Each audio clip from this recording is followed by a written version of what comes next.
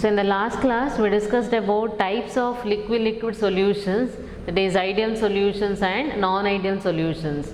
Ideal solutions are those which obeys Raoult's law over the entire range of concentration, and non-ideal solution do not obey Raoult's law over the entire range of concentration. And other properties of Raoult's law are ideal solutions are delta H mixing is equal to 0 and delta V mixing is equal to 0, and non-ideal solutions are, the properties are, the delta H mixing is not equal to 0 and delta V mixing is not equal to 0. Example for ideal solutions are mixture of chloroethane and bromoethane and N-hexane and N-heptane, benzene and toluene. So these are some examples of ideal solutions. And in non-ideal solutions, again there are two types: non-ideal solution with the positive deviation and non-ideal solution with the negative deviation. For non-ideal solution with the positive deviation, they shows positive deviation from the Raoult's law, means the expected total observed total pressure is greater than that predicted by the Raoult's law. Whereas a non-ideal solution with the negative deviation, they shows negative deviation from the Raoult's law, means the observed vapor pressure is less than that predicted by the Raoult's law. An example for non-ideal solution with the positive deviation is ethanol and acetone, and non-ideal solution with the negative deviation is chloroform and acetone. And next we are moving on to next topic, that is azeotrophs. Azeotrophs are the type of liquid mixtures. A mixture of two solutions can be separated, or mixture of two liquids can be separated on the basis of the difference in their boiling point by distillation.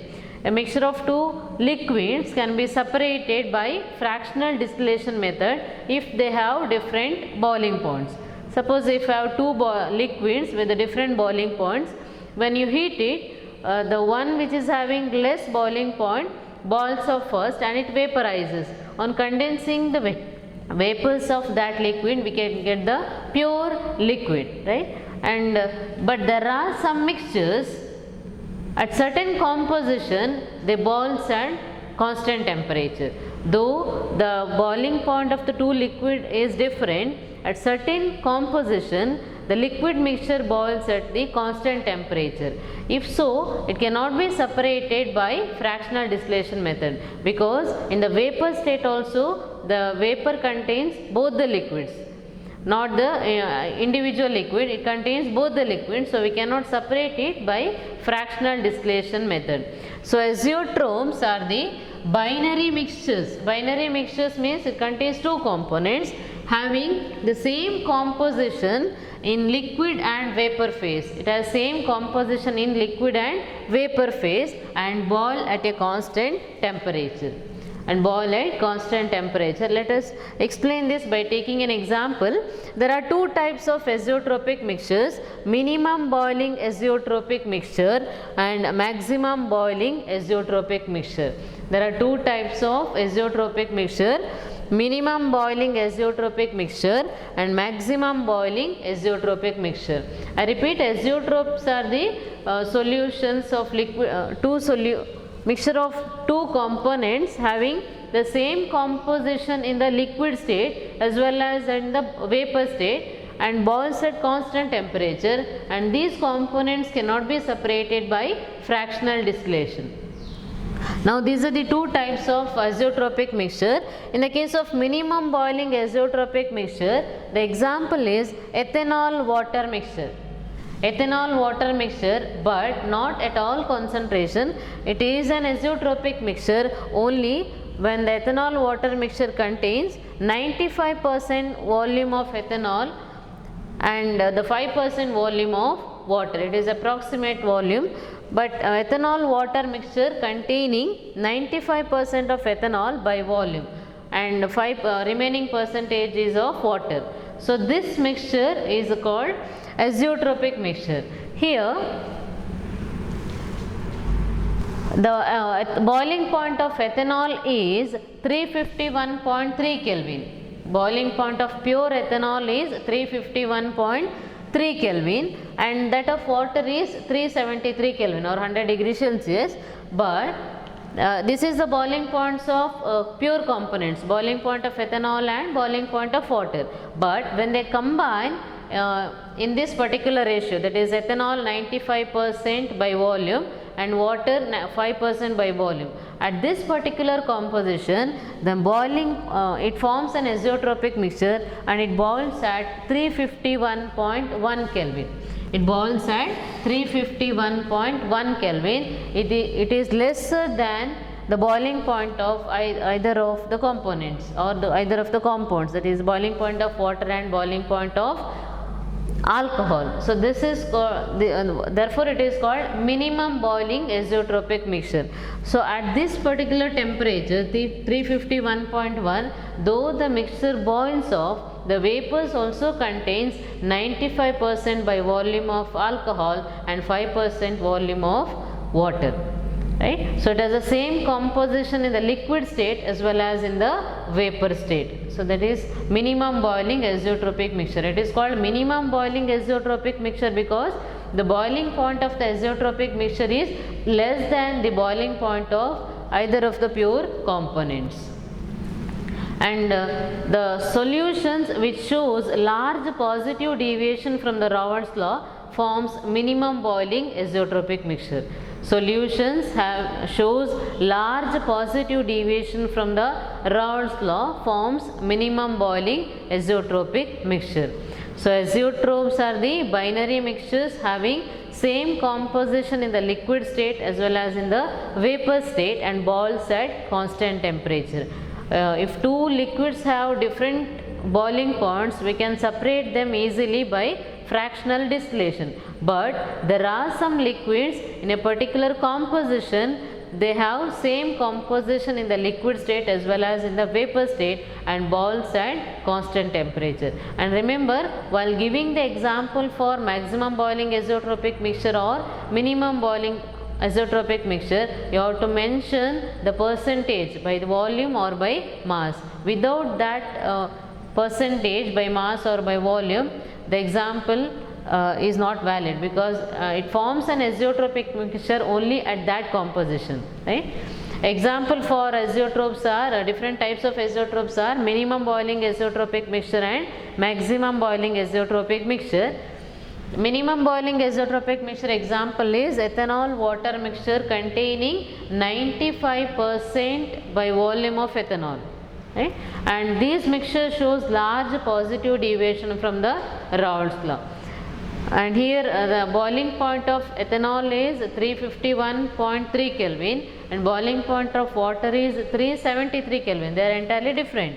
But when they are mixed or when they are mixed in the ratio of 95:5 by volume of ethanol and water, they forms an azeotropic mixture. At that particular composition, if you boil that mixture, even the vapor has the same composition, that is 95% volume of alcohol and 5% volume of water.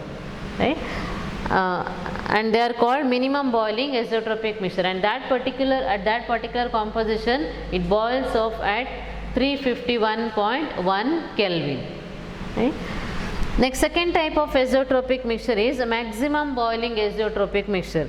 The example for maximum boiling azeotropic mixture is nitric acid and water mixture containing 68% by nitric acid by mass and 32% of water by mass.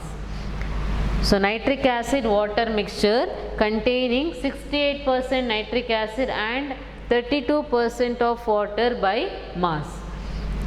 So here the boiling point of nitric acid is 359 Kelvin. The boiling point of nitric acid is pure nitric acid is 359 Kelvin and boiling point of water is 373 Kelvin. But when they are mixed in the ratio of 68:32 by mass, they forms an azeotropic mixture and that mixture boils at 393.5 Kelvin. It boils at 393.5 Kelvin. It is higher than that of the boiling point of nitric acid and boiling point of water.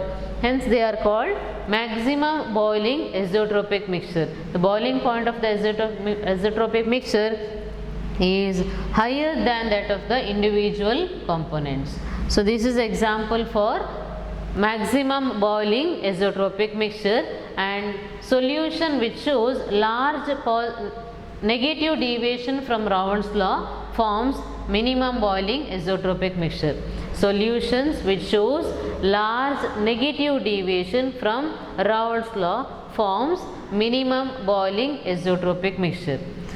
And in exam it may ask about the definition for azeotropic mixture, or give an example for minimum boiling azeotropic mixture or maximum boiling azeotropic mixture. Example for maximum boiling azeotropic mixture is mixture of nitric acid and water containing 68% of nitric acid and 32% of water by mass. For minimum boiling azeotropic mixture, ethanol and water containing approximately 95% of ethanol by volume. And solution which shows a large positive deviation from Raoult's law forms minimum boiling azeotropic mixture, and solution which shows large negative deviation from Raoult's law forms maximum boiling azeotropic mixture. So this is about azeotromes, types of azeotromes, and example for maximum boiling azeotropic mixture and minimum boiling azeotropic mixture.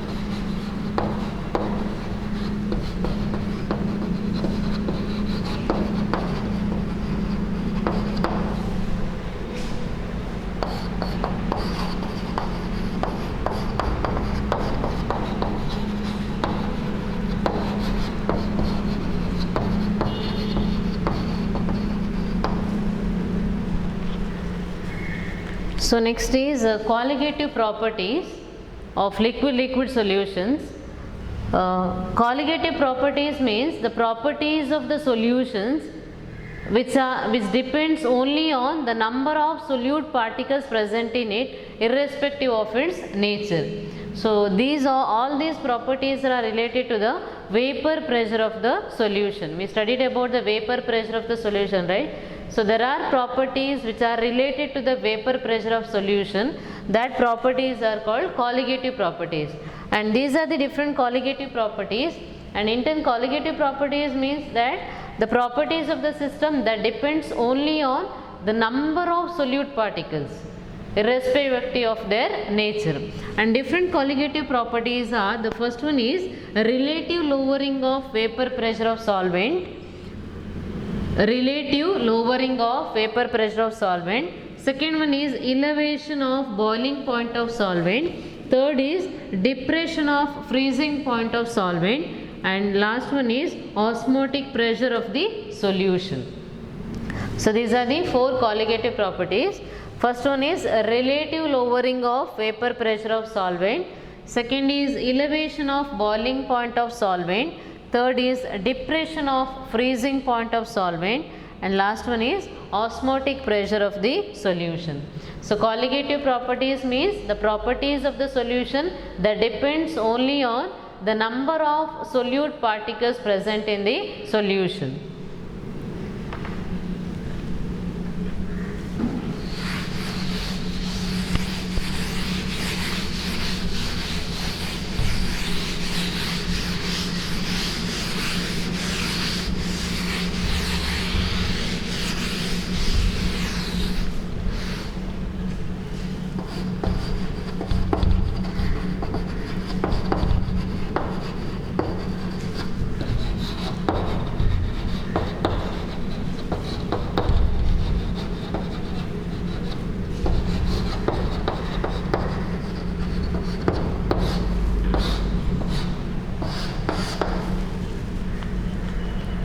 By using these colligative properties, we can also calculate the molecular mass of the solute. That is important application of these colligative properties.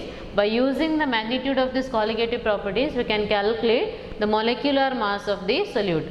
Let us discuss one by one. The first one is relative lowering of vapor pressure of solvent. Consider a pure solvent which is volatile. A pure solvent which is volatile. Let the component is 1. Let the component be 1 solvent, only pure solvent. And we studied in the last class the vapor pressure. It exerts some vapor pressure. Liquid goes into the vapor state, and after some time vapors condense back into the liquid state, and there exists an equilibrium between evaporation and condensation. At that state, vapors above the liquid exert some pressure. That pressure is called vapor pressure of the liquid. So let the vapor pressure of this solvent be P1 naught. 1 is for the first component or solvent. P1 naught means it is only for the pure solvent. It is only for the pure solvent. Now add a non-volatile solute to this pure solvent. Add non-volatile solute. Let that solute be component 2. Right? Now once a solute is added, that becomes solution. That becomes solution which is having component 1 and 2. Component 1 and 2. Component 1 is solvent and component 2 is solute.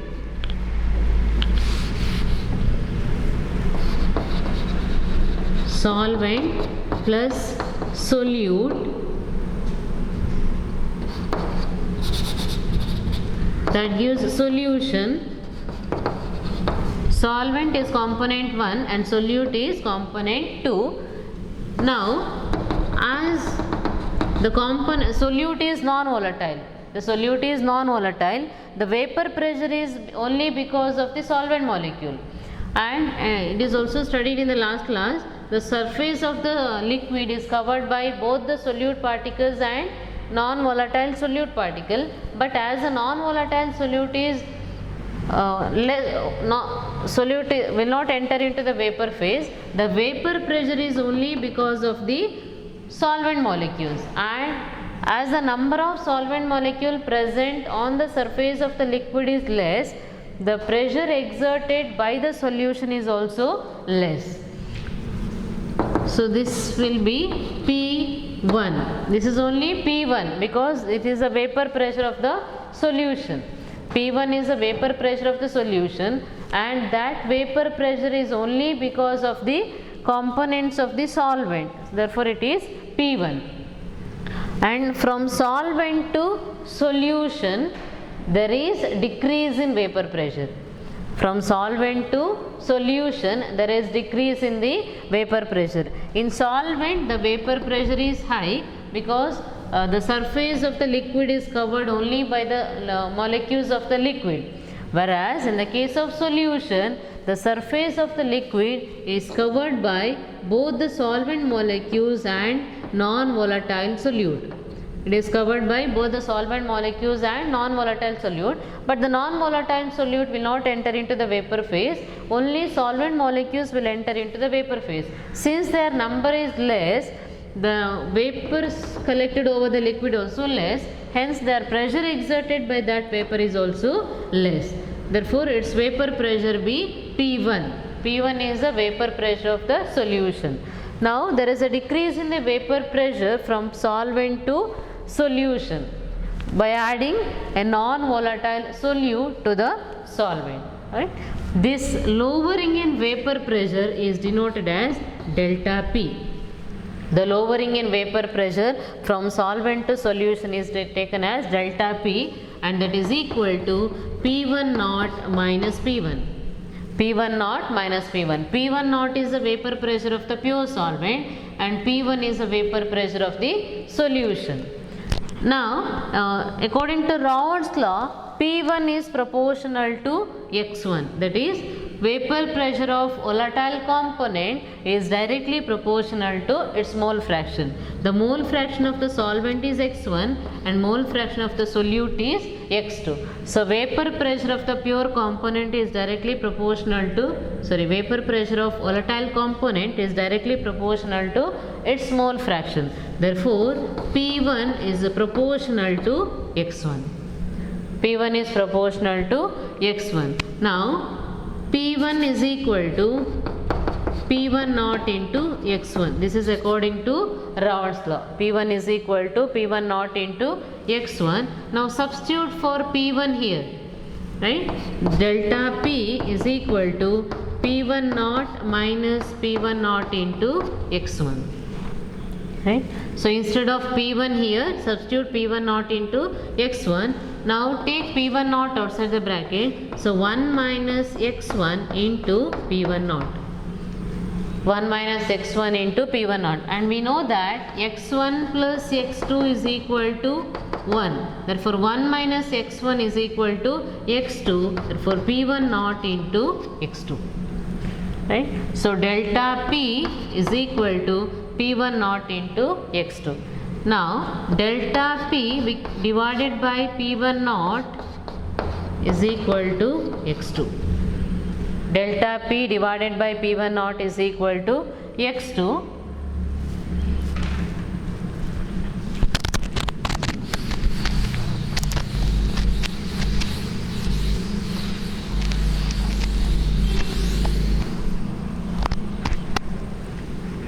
So we have delta P divided by P1 naught into x2, and delta P we know that it is P1 naught minus P1 divided by P1 naught is equal to x2. So in this expression, on the left hand side we have P1 naught minus P1 divided by P1 naught. This term is called relative lowering in vapor pressure.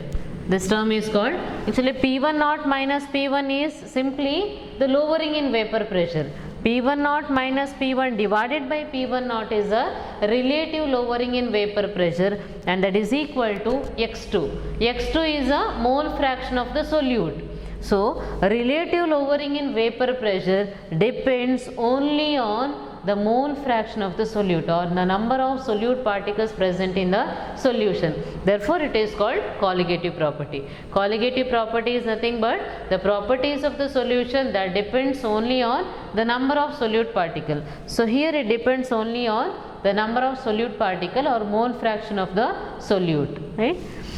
Now, P1 naught minus P1 divided by P1 naught is equal to x2. What is x2? x2 is a mole fraction of the solute, right? So mole fraction can be calculated as n2 divided by n1 plus n2. n2 divided by n1 plus n2. That is number of moles of the solute divided by number of moles of solvent plus number of moles of the solute. Now for a dilute solution, n2 is very much less than the mole fraction of the number of moles of solvent. In a dilute solution, it contains very less amount of solute, so N2 is lesser than N1, so we can neglect N2 in the denominator, so that we can write it as X2 is equal to N2 divided by N1. Right? Neglect N2 in the denominator as it is very small compared to N1, so X2 is equal to N2 divided by N1. Now N2 is nothing but, N means number of moles, 2 means solute. So number of moles of solute. Number of moles is calculated as mass by molar mass. W2 by M2. W means mass, M means molar mass. W2 means mass of solute, M2 means molar mass of the solute. Similarly, N1 is equal to W1 divided by M1. Mass of solvent divided by molar mass of solvent. So remember here, 1 means solvent, 2 means solute. Solvent and solute. Now substitute here, X2 is equal to N2 W divided by N1. So N2 is nothing but W2 divided by M2 divided by N1. That means that W1 divided by M1. So here X2 is equal to W2 into M1 divided by M2 into W1. And substitute here, P1 naught minus P1 divided by P1 naught is equal to X2. So instead of X2, we can write it as W2 into M1 divided by M2 into W1. So this is another expression of relative lowering of vapor pressure. By using this expression, we can calculate the molar mass of the solute. So in this expression, P1 naught is a vapor pressure of the pure solvent, P1 is a vapor pressure of the solution, again P1 naught is a vapor pressure of the pure solvent, is equal to W2, W means mass, 2 means solute, mass of solute, into M1, M means molar mass, 1 means solvent. So molar mass of solvent divided by molar mass of solute into mass of solvent. So if all the parameters are known, we can calculate the molar mass of the solute. Right? So this is a expression for relative lowering in vapor pressure. So we started with the pure solvent 1, let its vapor pressure be P1 naught, and add some non-volatile solute to the solvent 1, and that becomes solution, solvent component 1, solute component 2, right. Now on adding solute, its vapor pressure becomes P1, that is the vapor pressure of the solution. And by adding a non-volatile solute, the vapor pressure of the solvent becomes less than that of the pure solvent, and that lowering in vapor pressure is taken as delta P. So delta P is equal to P1 naught minus P1, where P1 naught is the vapor pressure of the pure solvent and P1 is the vapor pressure of the solution. And according to Raoult's law, for a solution, the vapor pressure of volatile component is directly proportional to its mole fraction. So P1 proportional to X1, or P1 is equal to P1 naught into X1. This is according to Raoult's law. Now substitute for X1 here, delta P is equal to P1 naught minus P1 naught into X1. Take P1 naught outside the bracket, so 1 minus X1 into P1 naught. And delta P is equal to P1 naught into X2. 1 minus X1 is nothing but X2. Or delta P divided by P1 naught is equal to X2. And P1 naught minus P1 divided by P1 naught is equal to X2. And this expression, the left side of the expression is called relative lowering in vapor pressure. P1 naught minus P1 is a lowering in vapor pressure, but when it is divided by P1 naught, it becomes relative lowering in vapor pressure, that is equal to the mole fraction of the solute. Hence it is a colligative property. And next substitute for X2. X2 is nothing but mole fraction of the solute. Mole fraction of the solute is number of moles of solute divided by number of moles of the components of the solution, that is moles of solvent and moles of solute. For a very dilute solution is number of solute is very less compared to the number of moles of solvent, hence N2 can be neglected in the denominator. So X2 becomes equal to N2 divided by N1. And N2 is nothing but number of moles of solute. N2 is equal to W2 divided by M2. And N1 is number of moles of solvent, that is equal to W1 divided by M1, mass divided by molar mass. Therefore X2 becomes W2 divided by M2 divided by W1 into M1, that becomes M1 divided by W1. And substitute here for X2. And by using this expression we can calculate the molar mass of the solute.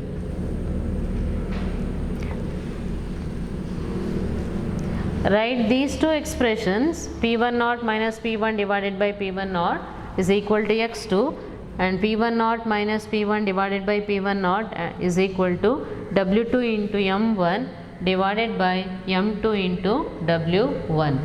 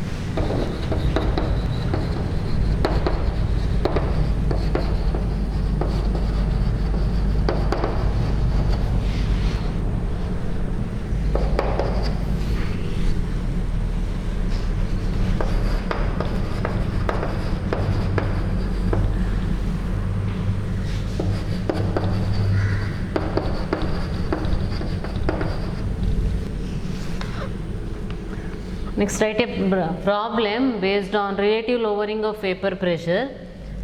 The vapor pressure of pure benzene at a certain temperature is 0.850 bar. A non-volatile, non-electrolyte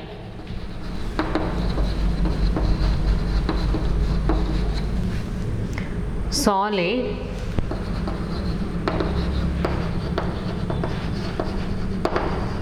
weighing 0.5 gram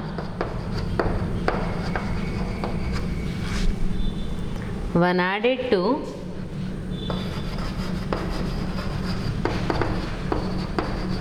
39 grams of benzene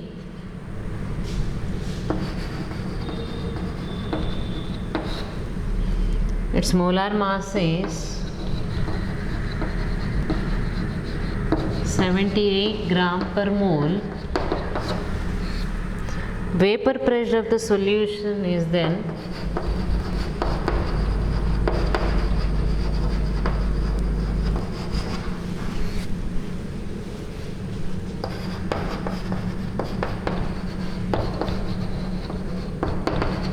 0.845 bar. 0.845 bar. What is the molar mass of the solid?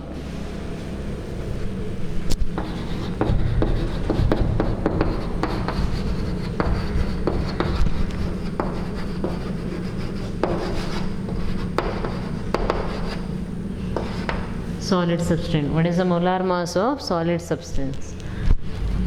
So vapor pressure of pure benzene at a certain temperature is 850 bar. So take a pure benzene and its vapor pressure is 0.850 bar. So this is only benzene or solvent. or component 1, benzene or solvent. So the problem here is, if you take 39 grams of benzene, 39 grams of benzene C6H6, to this we are going to add 0.5 gram of solute. We are adding 0.5 gram of solute, right? Now this becomes a solution, and the vapor pressure of this solution becomes 0.845 bar. If you take 39 grams of benzene and to that if you add 0.5 gram of solute, the vapor pressure of that solution becomes 0.845 bar. So it is clear here that the vapor pressure of the solution is less than vapor pressure of the pure solvent. This is the vapor pressure of the pure solvent, 0.850 bar, and this is the vapor pressure of the solution, which is less than that of the pure solvent. Now a 0.850 bar means it is the vapor pressure of the pure solvent, that is P1 naught, 0.850 bar, and vapor pressure of the solution, that is P1, is equal to 0.845 bar, and mass of the benzene taken is 39 gram.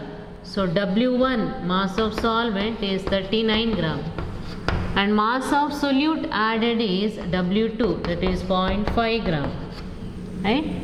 And M1 is given, molar mass of benzene is given 78 gram per mole, and we need to calculate M2, molar mass of the solute.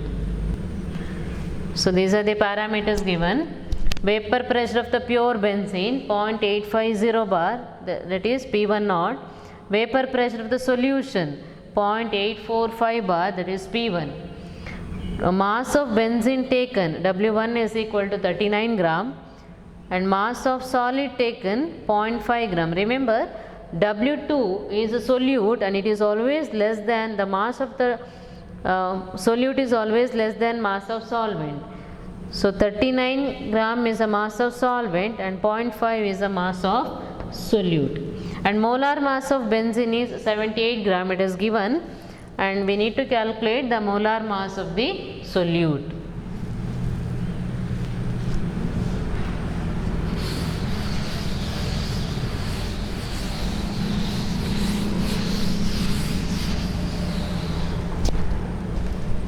So substitute in the formula P1 naught minus P1 divided by P1 naught is equal to W2 into M1 divided by W1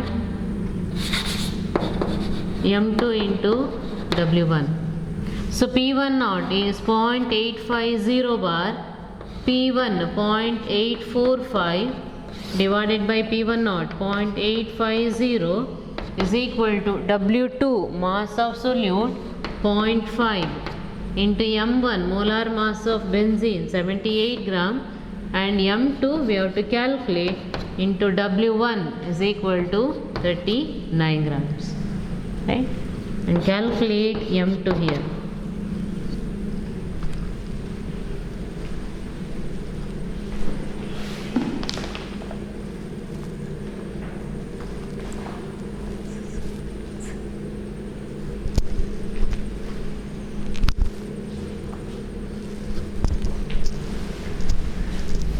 And the answer come out to be 170 gram per mole.